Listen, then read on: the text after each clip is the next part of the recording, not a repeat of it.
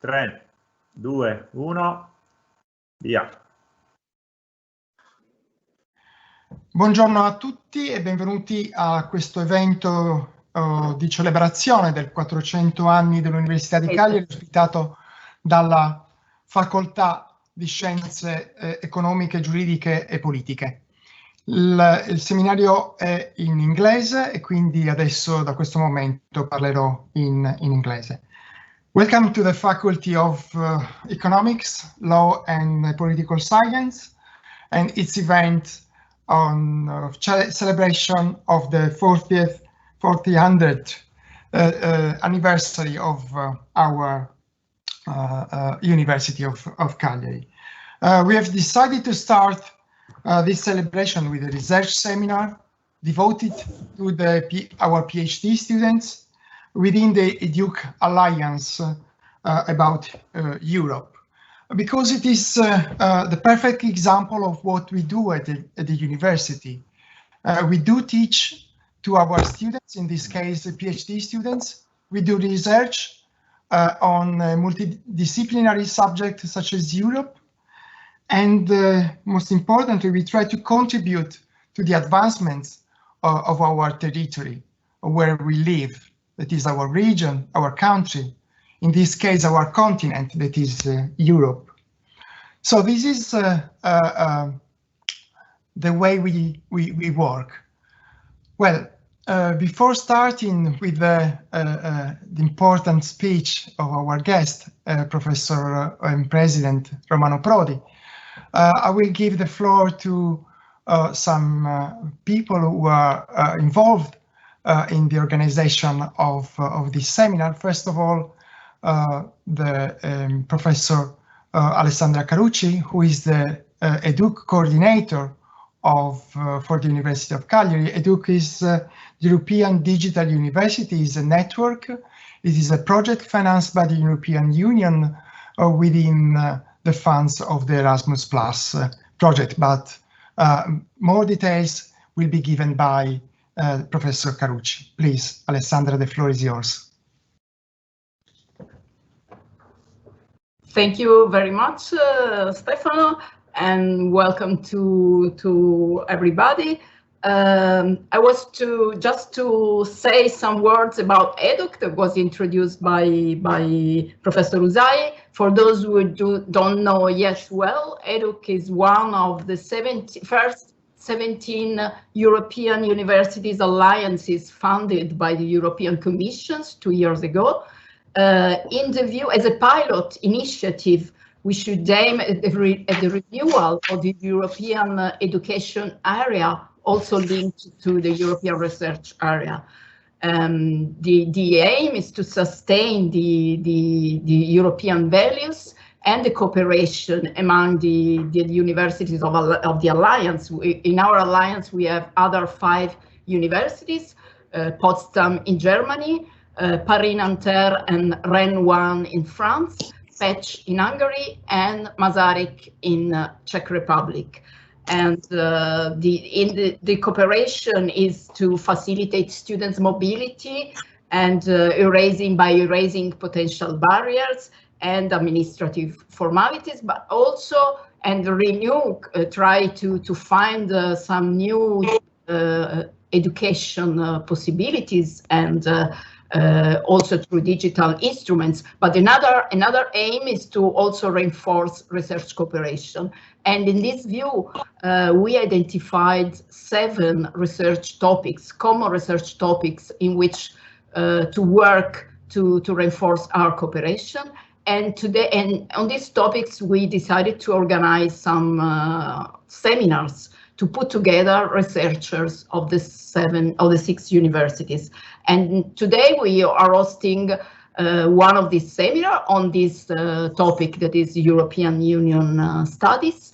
And of course, the seminars were firstly intended to be 2 days physical seminars to put the people together and discuss, but of course the present situation does not allow to meet in presence. But we decided that it could be important to start meeting also in these online conditions, just to start to discuss, to know each other, and as soon as possible, we will organize a physical meeting to put these people together and so proceed in the discussion. So I hope that these meetings will give the opportunity to know each other and to start this fruitful discussion on common research interests, as we will see later, and which can transform into a productive cooperation for the future of our alliance.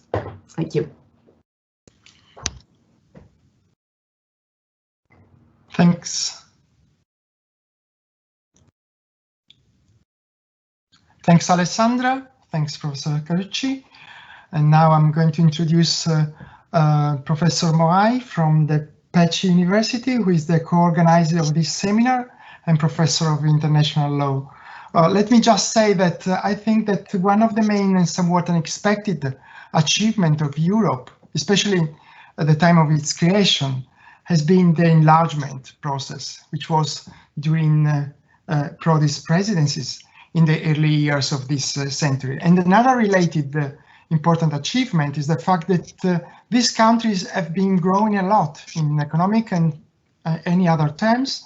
So there is a constant process of convergence of these countries towards the richest countries. And our EDUC project, I guess, is an example of the fact that we can build networks on equal terms where we cooperate, we work together for common projects. Please, Professor Moai, the floor is yours. Thank you very much, Stefano. Dear colleagues, dear participants, dear Professor Prodi, it is my honor to be here today and to contribute to the opening of this EDUC seminar on behalf of the University of Pécs. I think that all of us that are here today are aware that the EU is currently facing numerous challenges, be it the pandemic or migration or the aftermath of Brexit or rule of law disputes. We could go on. So no wonder that the EU itself is trying to find a way forward in a series of conferences on the future of Europe. So I think it really needs no further explanation why in the framework of the EDUC Alliance there is a clear need, there's a clear necessity for research, focused research on European studies. And I have to say that it was our great pleasure to be able to cooperate with the University of Cagliari in organizing today's event on European studies, which is an important focus at the University of Pécs as well. Well, I myself represent the law faculty and thus legal academia, and I think that the importance of law in making European integration possible cannot be overestimated. However, without paying attention to the economic goals and effects of legislation, or without taking into account the historical and political context of the issues which are to be regulated, legislation cannot be truly effective. So that is why today's seminar will address all of these aspects: law, economics, politics, and history. It will try to bring these issues together and find linkages between the topics and also linkages between the various researches by our PhD students, by our young scholars. So although it is really unfortunate that we are right now not meeting in beautiful Cagliari, it is on the other hand very fortunate that we were able to organize this seminar in this virtual setting, in this virtual way. And I was very pleased to hear Stefano's promise that in the future there will be some opportunity to meet in person later on in Cagliari. So looking forward to that. But regardless of when that happens, I am certain that today's seminar, today's event will definitely contribute to the refinement of research ideas. It is going to encourage discussion among young scholars, and hopefully it will lead to future collaboration the EDUC Alliance is a great framework for that as well. So with that, I would like to wish all participants a fruitful and exciting seminar, and thank you for your attention.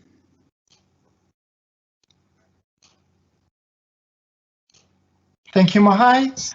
And now, as I said, we are celebrating our 1400th anniversary of the university right this year, a year which has been very, extremely difficult, extremely dramatic. But it is a year of passage for our university from the rectorate of the first woman rector of the University of Cagliari, Professor Del Zompo, who we thank for the excellent work and for the fact that she's been obviously the main actor for this anniversary so far. But now we have a new Magnifico, Professor Mola, and I'm really honored to introduce him for probably the first speech as Magnifico, and it is quite thrilling that his first speech is in this special occasion within a European international context, but also in his faculty, among his colleagues and his friends. Francesco, the floor is yours, please.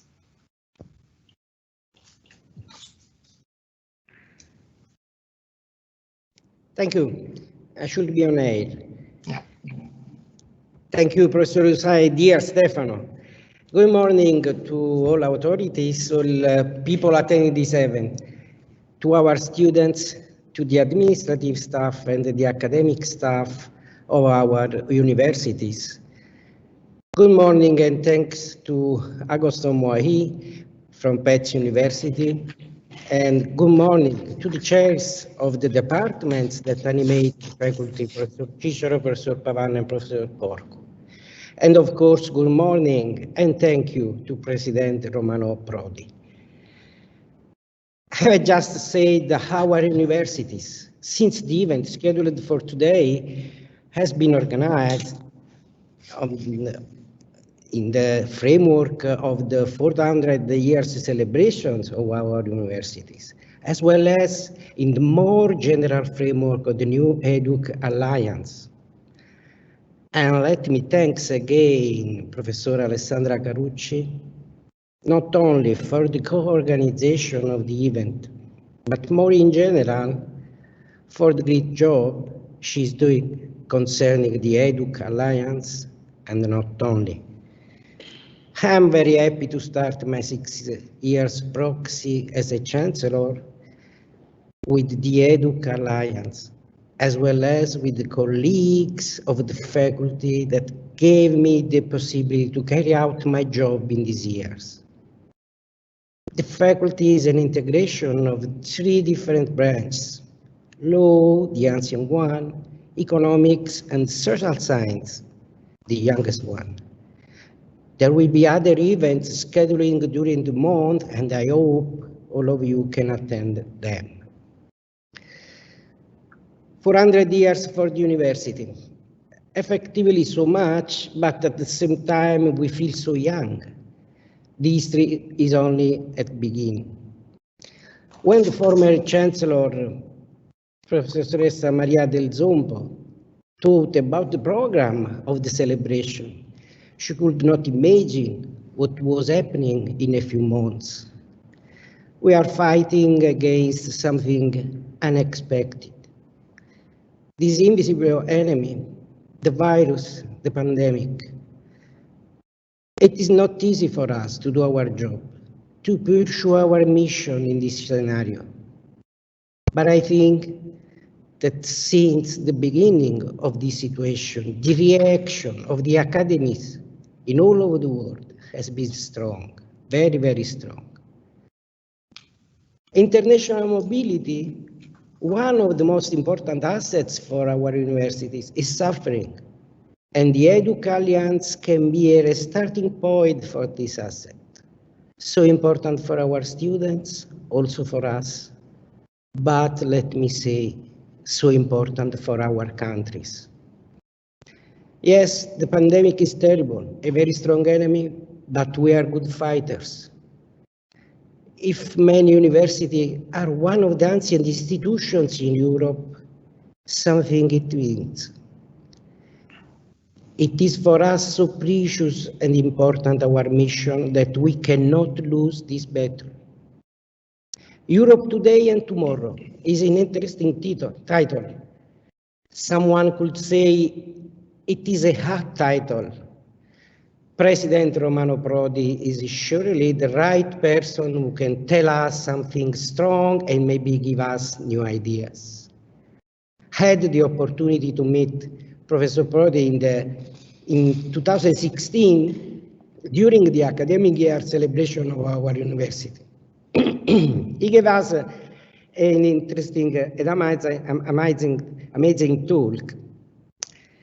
When it will be possible, I hope Professor Prodi will come back to Cagliari again. He is welcome, and he belongs to our Hall of Fame. At least for people of my generation, it is easy and natural to associate Europe and Romano Prodi, not only for the official role he played, but surely for the big effort, the passion, the consistency he has shown to all of us. Now with the pandemic, we are living a nightmare, and the nightmare fortunately has a term. Romano Prodi and others, before and after, a work for a dream fortunately has not a term. And I think we all have to work hard for leaving to our students and new generations the possibility to look ahead more strongly. And let me finish by telling that on behalf of our community, I am honored and proud to start the celebration of the faculty with President Prodi. Thank you.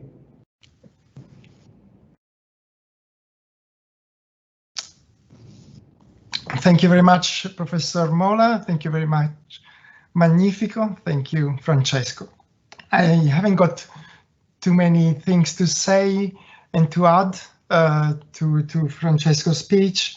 Let me just remind you that Professor Prodi, President Prodi, was the 10th President of the European Commission from 1999 to 2004. He served twice as Prime Minister of Italy before and after this experience in the European Union. He was also named by the UN head of a panel aimed at peacekeeping operation in Africa. And Prodi, most of all, especially for me, a professor of economics, is a professor of economics.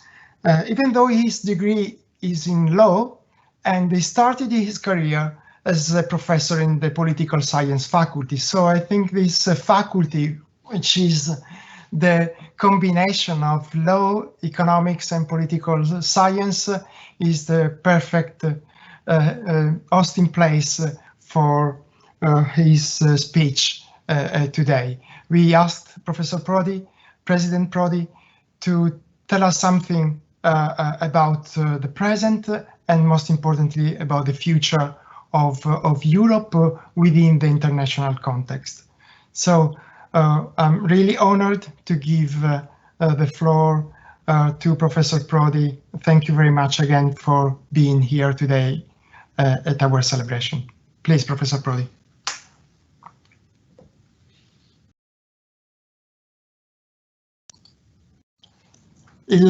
L'audio? Audio?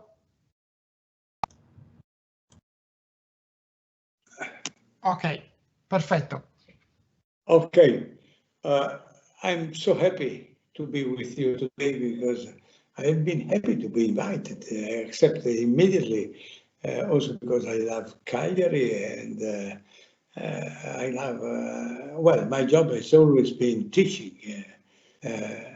A university with 900 century old, not only 4, but anyway.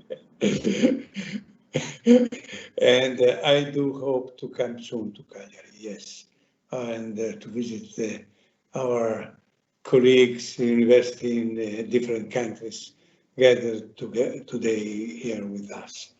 I have I have been told that I have half an hour time, and I want to tell what I think, frankly, of the condition of Europe, what is happening in the world, a short picture of the general frame, and then some observation about Europe in the moment in which we are living.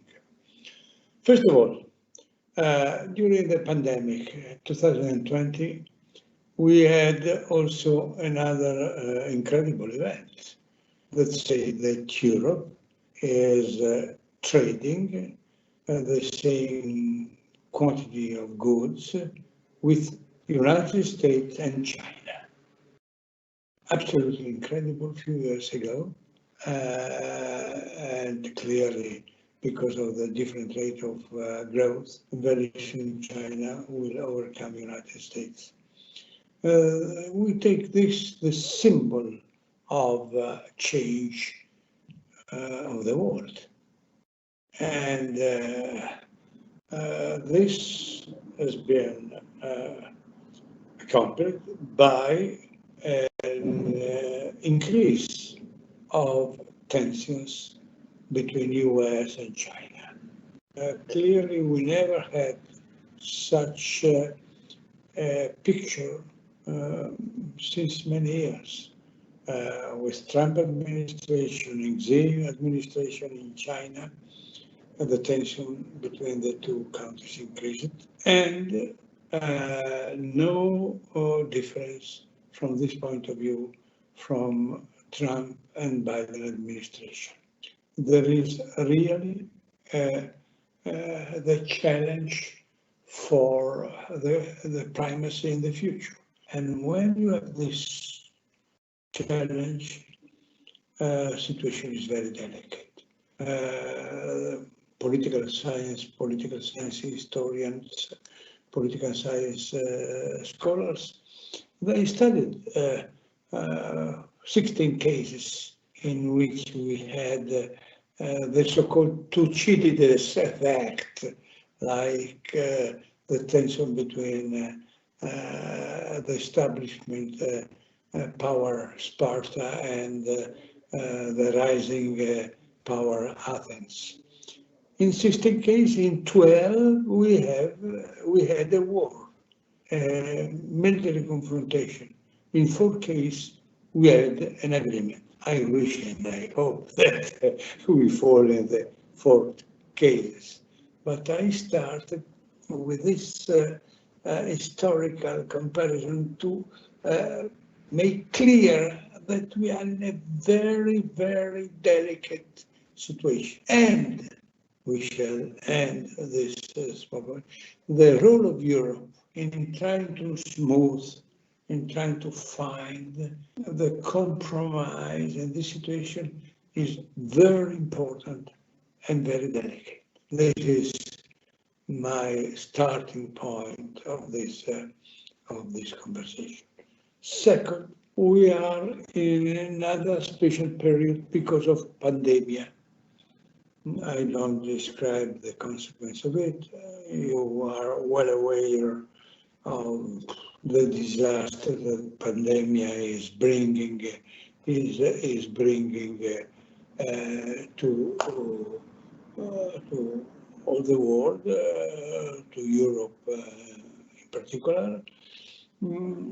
But pandemic will also change the picture of the world. Pandemic is already changing it.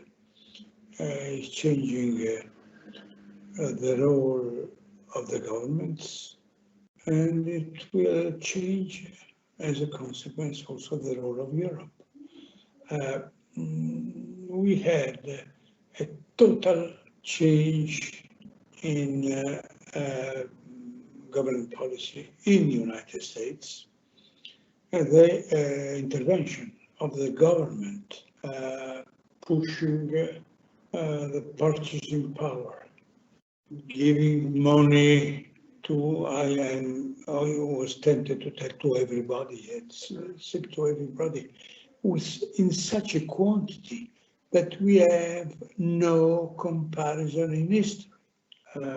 Nothing to do even in the post-war, in the immediate post-war period, and with really a deep change in the society. Clearly, we had also a parallel change in Europe, not of the same dimension. It's incredible, but even compared to the dimension of the economy, Biden policy is in quantity the double, at least the double, even more than the double, summing up the decision taken by Trump and by Biden, more than double, 2.5, bigger than the European. Let's say why I'm starting from that, telling you that the world is changing, not only Europe, but Europe as a consequence of the world. Let us make some step back talking about Europe. I don't want to talk about the history. You know better than me. I simply remind that the success of the European Union has been incredible. The number of nations, 6, 9, 12, 15, then under my commission, we enlarged it to 25, with 8 countries that were belonging to the Soviet Union area. And this is so important, and as has been hinted in the presentation, even if we have some problem, you know, the tension with our Hungarian and Polish friends are still going on, but broadly speaking, the progress of integration and the progress in terms of income of the new country has been absolutely successful.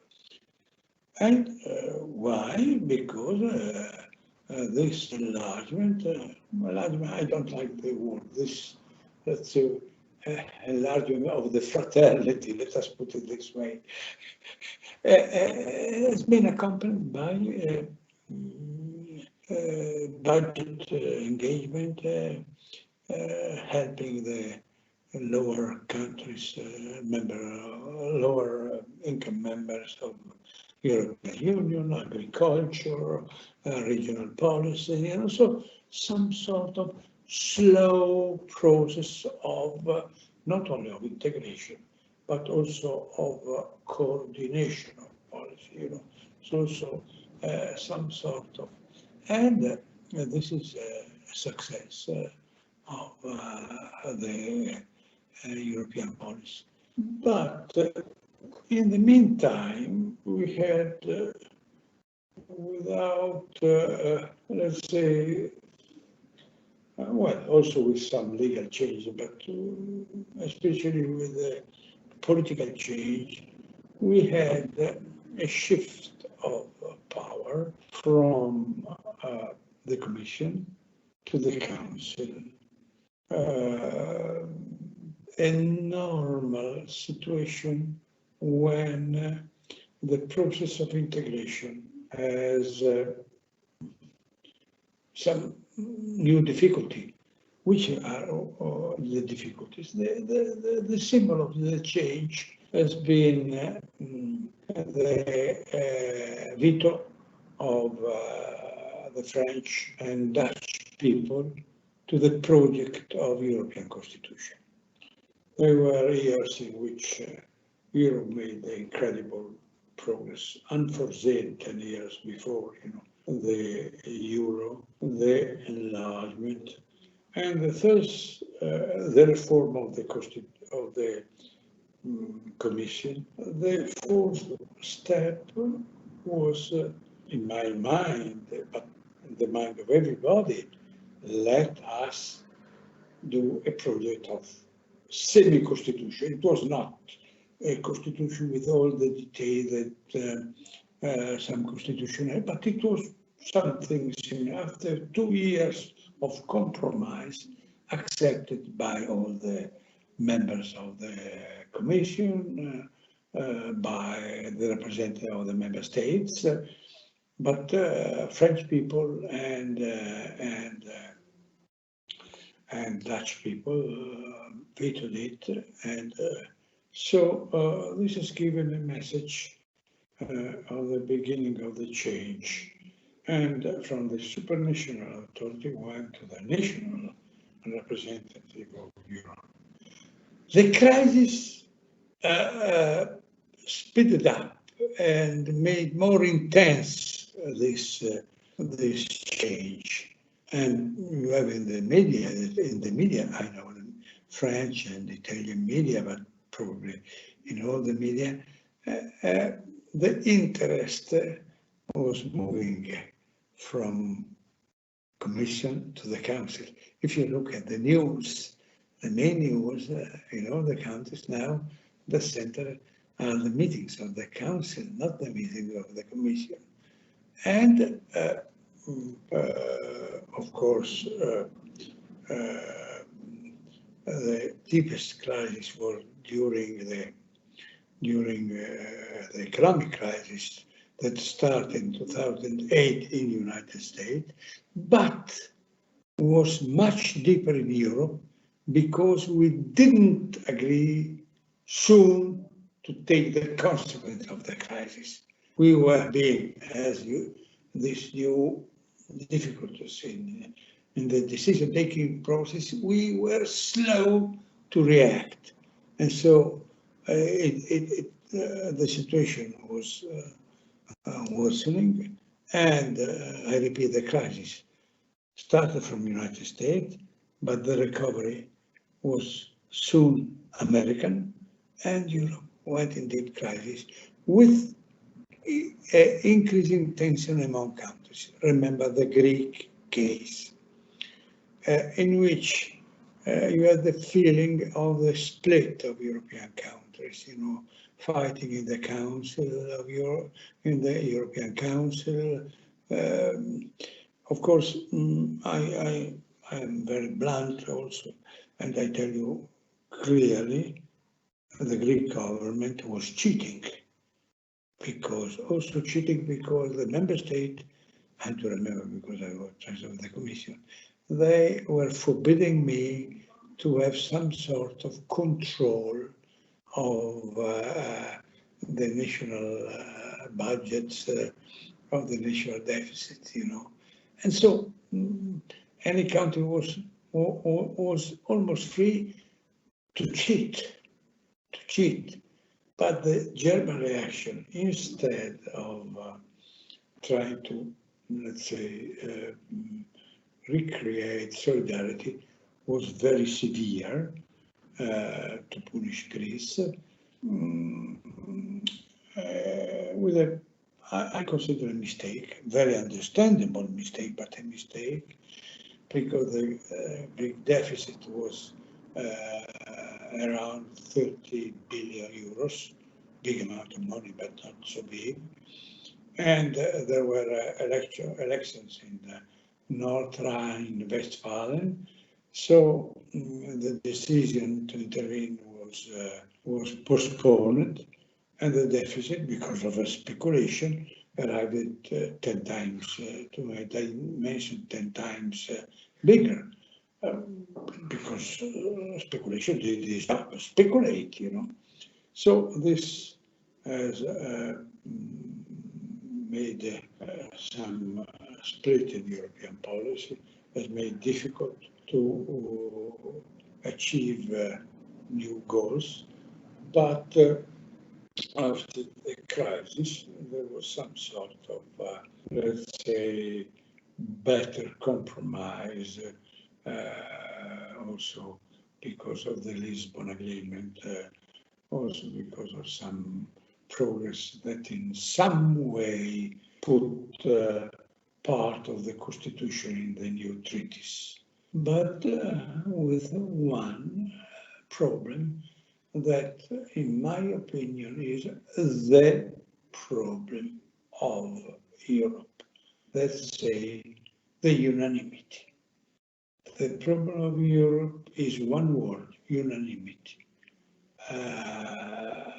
All the major decisions must be taken by the unanimous votes of all 28, now 27 countries, and unanimity is difficult to get. There are always some countries with some, let's say, different interest, with a particular political situation, and also with the veto right, a dwarf becomes a giant.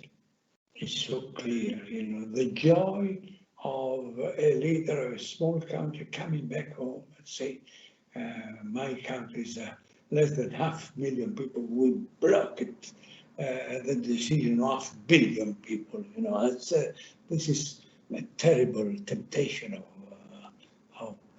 there are interest and pride, you know. And so, if I have to sum up the danger of the terrible situation of Europe that is so strong economically but so weak politically, is unanimity.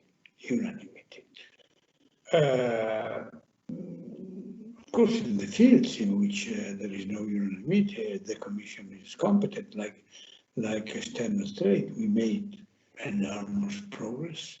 We make agreements very interesting and very important with all the continents of the world, but foreign policy, military policy, now we have such a deep limits. And the result is to have foreign, non-European powers in command in countries like Libya, that is few kilometers from few miles from Europe, you know, and this has been a terrible experience for me, because the picture of Europe over the world has changed. I tell you my experience. After I ended my political job in 2008, I started teaching in China and the United States, Brown University, United States, and China Europe International Business School in Shanghai. In the first years, every student was asking me seminars about Europe. In the last year, 3 years ago, nobody was any more interested to that, because how we were undecided in taking the big decision during the crisis. When China, for example, hoped to have euro side by side with the dollar in order to have room for the renminbi, and they perceived that euro made progress and then stopped it. You know, the message was Europe is economically strong, but is not politically here anymore. Economically strong because, look, we are still, for a few months or a few days, #1 in industrial production, and we are still #1 in export, you know. that is something. Clearly, we are not leader in the big connectivity companies, Google, Apple, Alibaba, eBay, Amazon, they are all American or Chinese, but broadly speaking, we are a strong, productive area, you know. But politically, let us be honest, we don't exist. The idea that Russia and Turkey are leaders in Libya, are commanding in Libya, is out of any perspective, you know. I love both the country, but Turkey GDP is in order of Spain, you know, or less than Spain. It's, you physically see how we are biased and not in harmony between our economic role and our political role.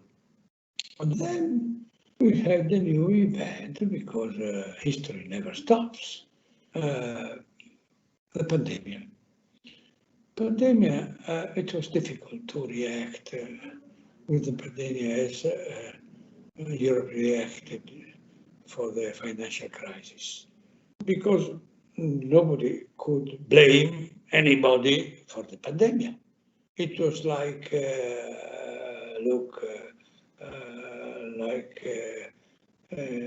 hail or like an earthquake, nobody could be responsible for it. And this has increased our sense of belonging, our sense of opportunity, and Europe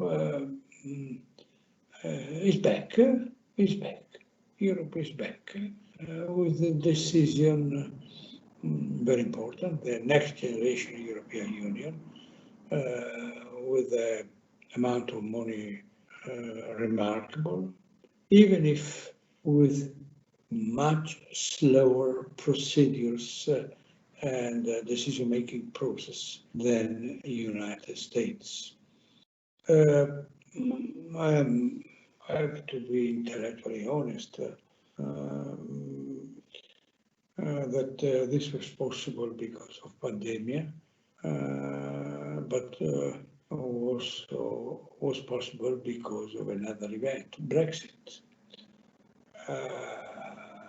I have a very high opinion of UK. Has always been #1 in structure of European army and defense, among #1 in research, innovation, and let's say science. Great democratic country, but always with the idea that Europe was more a trade area than a political entity. I tell you frankly, I've been president of the European Union 15 and 25 countries, but my deepest political problem were the same, because only UK represented the alternative to my idea of more federal Europe, and so because of Brexit, Europe was, because of pandemic and because of Brexit, two bad events, but life is strange by two bad events. The European Commission, the European Council had the possibility to react and to propose a relaunch of the European institution, because next European Union is really a great progress. I repeat my preoccupation that we are too slow because of the decision-making process to implement a decision-making process that must be very quick. The result will be a recovery, and this is the happy side of the coin, but all the forecasts are that the recovery will be slower than US and China. Of course, the China case is peculiar because they never had a minus, not even in 2020. Their growth was still a little more than 2%, and this year they will go over the forecast of 6%. But United States is incredible because we grow around 4 or 5%, at least. That is absolutely remarkable for the United States, and around 2 points more than Europe. And this is not only because of dimension of the intervention, but also because of the let's say speed of response. The other two, I am closer to my time end, but I want to tell you two other consequences of what is happening. First of all, competition in the world will change, and the European dimension will be more important. Let's say how it will change. That because of the mask effect, I call it, let's say, to be without a very simple product like a mask, because simply we didn't produce them. In Beijing, when there was fog, everybody was having masks. In Europe, nobody had any mask, you know. And so, and second, with the political tension, the global world competition will remain global for many aspects also, because 40% of Chinese exports are produced by international companies, mainly American. So the market, the world market will remain, but with some sort of insurance. Let's say Europe, United States, and China will produce inside the most delicate, at least a part of the most delicate aspect of a value chain of any product, you know, as we had in the vaccine fighting, you know, as an effort in the vaccine fighting, but with Europe didn't have success in it. But anyway, this is a great teaching all the government. And so till 3 years ago, the aim was a global competition. Now is a global minus. And last problem, we shall have some reshoring. Reshoring, they say, because of that, some companies will invest in their own area, or even will withdraw from factories in China, United States, or America withdraw from China, from Europe, and so on. And so we are going in a different sort of competition, in which the necessity for a European food policy is more and more important, because we need, especially in the sectors of connectivity I mentioned before, in internet and so on, we need to have some role, because they are the future of humanity, and we are far away from that. They are the future of humanity, you know. And if you take the first 20 companies in this field in the world, there is only one European in the first 20, and it is 19. All the dominating Google, Apple, Alibaba, eBay, Amazon, they're all Americans, you know. And when you think that the increase in the stock exchange in few months of Amazon has been $400 billion. When you think that all the European plan is 50% more than that, you have an idea of what is happening. This is in the United States, in China, the same, you know, in the Black Friday, what is called, I don't even know, when people go buying, you know. Alibaba sold, if I remember well, $38 billion in one day. And they sold the first billion the first $1 billion in 14 seconds. 14 seconds. So look, we have to react. This is a challenge for our life, for our kids. We must create, as we did with Airbus, European companies. We must create a European foreign policy. Otherwise, we shall not exist, because the future is changing in this direction. And happily now European Union is discussing about how to make this huge company pay taxes where they gain money, not only legal, but to improve the legality, improve some rules, you know. And so you see that we did a lot. Without European Union, we should be slaves and miserable. Even the great Germany has nothing to do alone, you know. The dimensions are too different, but we have still a lot to do. And this is political problem, economic problem. But I repeat my motto, with the unanimity, we are unable to run even a condominium. We cannot run a continent. 30 minutes precise. Thank you.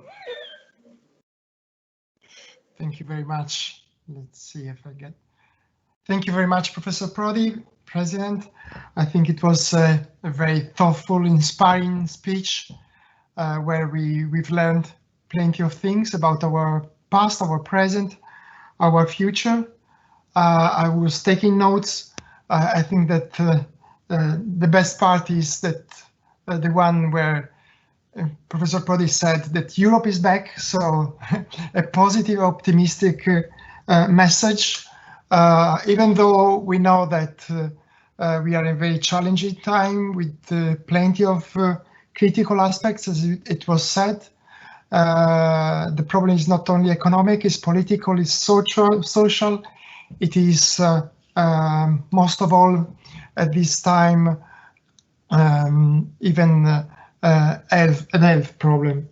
Let me just conclude by thanking again Professor Prodi, thanking again all the participants, Professor Mola for his presence, Professor Sakarucci for all the efforts, and the organization, Professor Mohai in part as a part of the network and Patch University.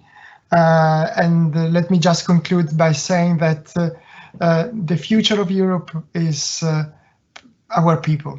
And the future of Europe is people with qualities.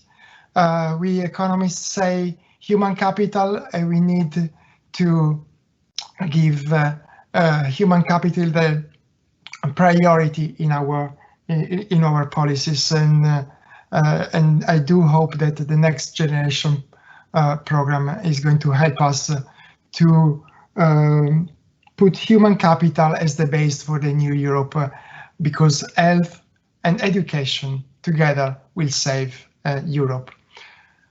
Thank you very much again. Let's conclude here the live part.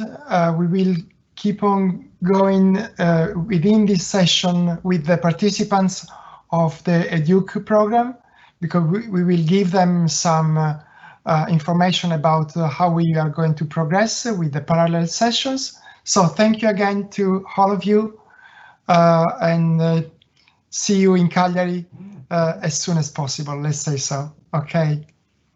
Thank you again. On my side, very soon. Very soon. Arrivederci. Buon lavoro. Grazie. Arrivederci, Presidente. Bye. Grazie. Grazie. Thank you.